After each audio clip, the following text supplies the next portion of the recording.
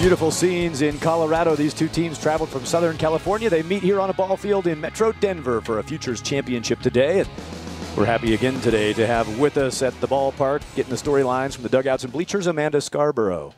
Thad, you said it, both of these teams coming from Southern California. In fact, both of them only come from about 90 miles away. But where is the first time that they're going to meet up against each other this summer? It's here in Colorado. Now, these teams have history. They've played against each other since 10U. These coaches know the opposing players. They know their tendencies. And they're two different styles of teams. The Athletics, they have a little bit more power. The Pumas, known for their speed, slapping, known for their base running. So even though they've played against each other, they come from 90 miles away. They are two totally different teams, have a lot of experience against each other.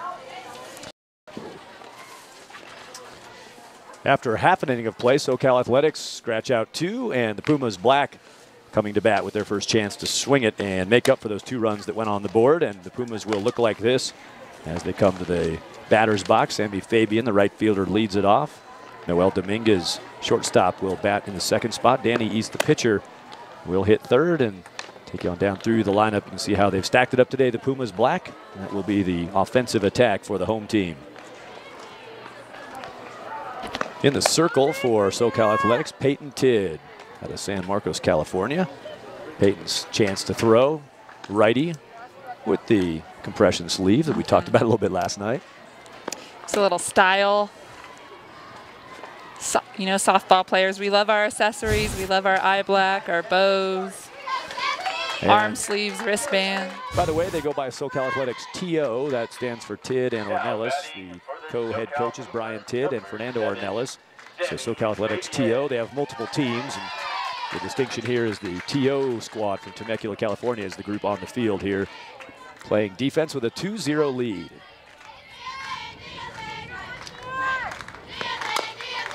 Chop back to the pitcher. A quick flip, a dart throw, and an out.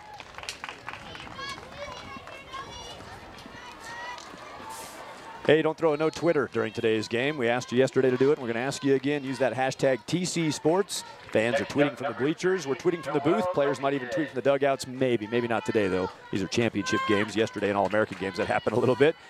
Get in the game. You can tweet into this thing at hashtag TC Sports. Hashtag TC Sports. Quick out for the defense of the Athletics on the 1-3 ground out. Good urgency on that play by Payton Tidd. It was fairly sharply hit, but Tidd turned around and threw a dart right over to first base and had to against a speedy leadoff.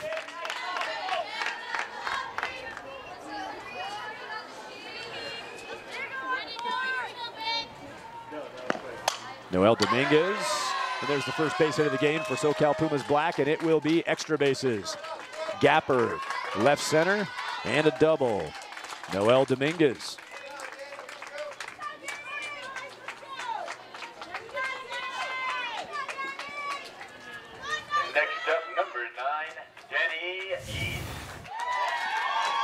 Dominguez just gets a pitch that she can handle over the white part of the plate and just charges it the opposite way, right back up the middle. Gotta love the way that ball just kind of pops off the bat. She runs very well, easily in for a stand-up double. So now the table at least partially set with Dominguez standing out at second base. Great swing. Noel just 13 years of age. Here's Danny East, the pitcher. She has hit 15, as you saw there on your screen.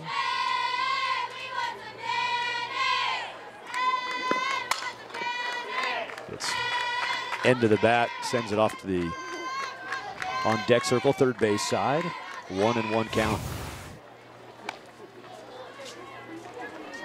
That used every inch of that bat. Yeah, absolutely. That's a finger stinger. Right there, that stings the ends of your fingers when you do that. Woo. Danny East, starting pitcher in this championship game. Triple Crown Sparkler.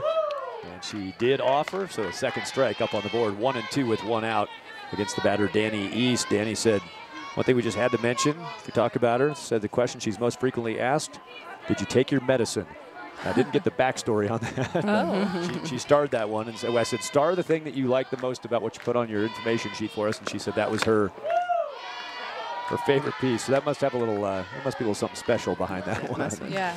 Danny takes ball 2 to even up the count at 2-2. It's got her favorite sports moment, winning the PGF Regional Championship in 2013. Has been mentioned by a few of the players.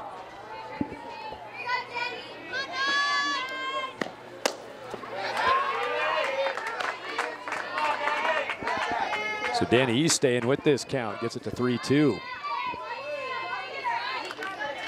And her teammate standing out at 2 is Noel Dominguez, the shortstop for the Pumas Black. Would love to come around and cut this lead in half. Danny East would love to even it up with a long ball.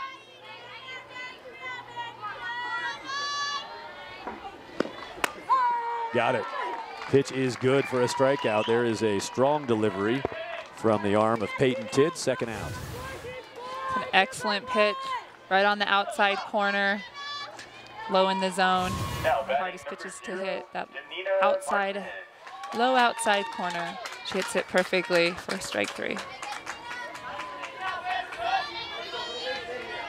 60-mile-per-hour strikeout pitch, the backwards K. And there she goes with something not 60 miles per hour. I think floated up there at 49. It's her changeup right there, Payton Tidd. Her go-to pitches are her changeup and her drop curve, so we'll look for those. Danina Martin from Northridge, California.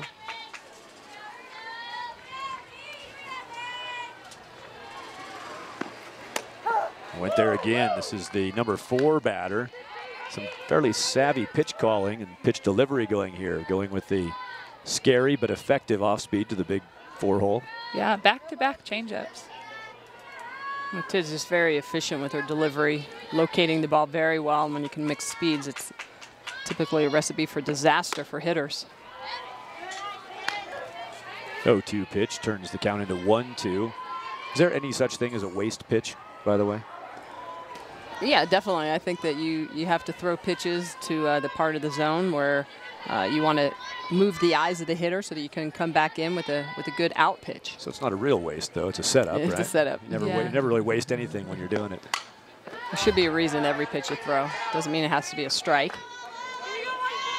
I think sometimes with younger players, if they hear waste pitch, what causes that to be wasted is their mind doesn't stay with what they're doing with that pitch, and so they just sort of throw something up there, thinking, "Oh, good, I just get a throw this time." Yeah, waste as in not as in it doesn't have meaning. Waste as in don't throw it for a strike. Yeah. But the younger mind may be like, "Oh, all right. Oh, great. I can throw this to the backstop." That person behind the backstop's been annoying me all day. I'm going to throw this at him. Hey, there's a strike 3 pitch. Good inning by the pitcher for SoCal Athletics. Payton Tidd gets a couple of strikeouts, gives up the double, but nothing on the board for Pumas Black. And after 1 inning of play at the Sparkler Futures Championship game, SoCal Athletics 2, Pumas Black 0.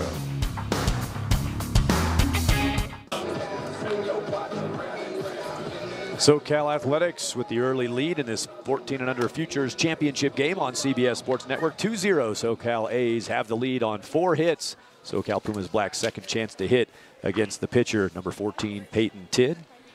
Payton back in the circle for her second inning of work. Got a ground out, gave up a double, and then back-to-back strikeouts on the number 3 and 4 batters in the first inning to shut down the Pumas offense. Here she'll face the number 5 batter, Kayla Ketchering, the center fielder. Will be followed by Jessica Jimenez and Sarah Ketchering. So the Twins will bookend the 3 scheduled batters in the bottom of the second. Thad Anderson with Michelle Smith, Monica Abbott, and Amanda Scarborough from Aurora Sports Park in Aurora, Colorado. Fantastic park we're at today. 12 ball fields here, 3 pods of 4.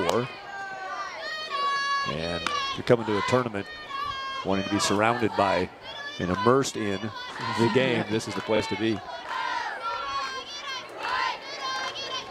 It's a great setup.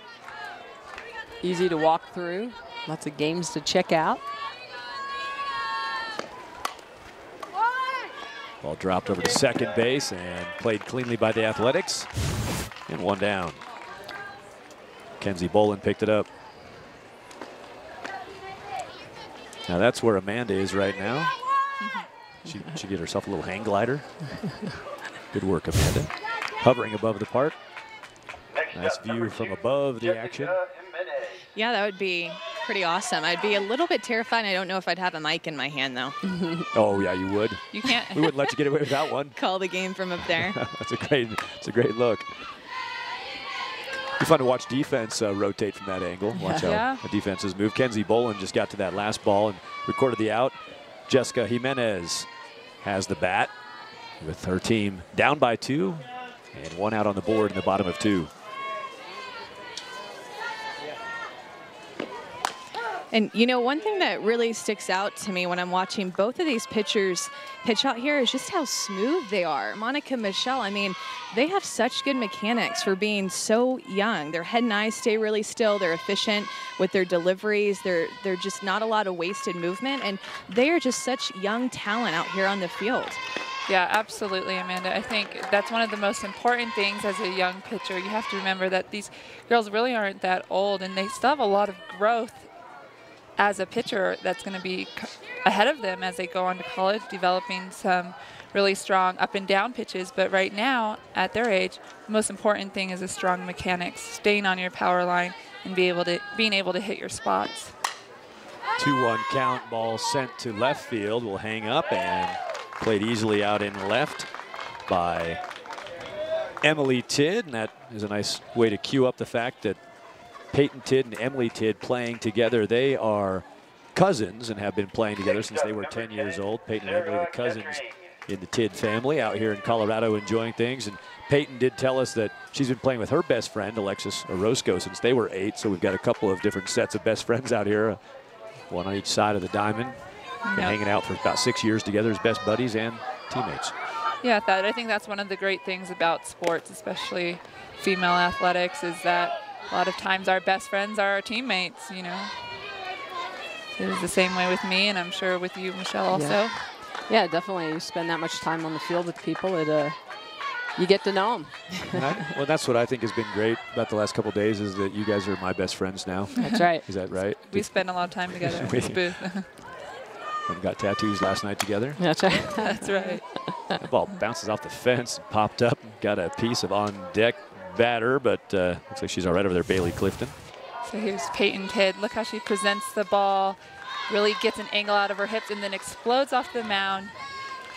As she gets older, we'll expect to see a little bit more leg drive, a little bit more extension, but right now at her age, she's doing just a great job of really covering some ground out there in the circle. Yeah, just nice and relaxed. Exactly. Very Bouncer smooth. from Sarah Ketchering, part of the Twins for the Pumas, and Ketchering grounds out to shortstop. Again, the defense nice and smooth. Lexi Orozco makes the play behind her best buddy, and second inning ends with the Athletics on top 2-0.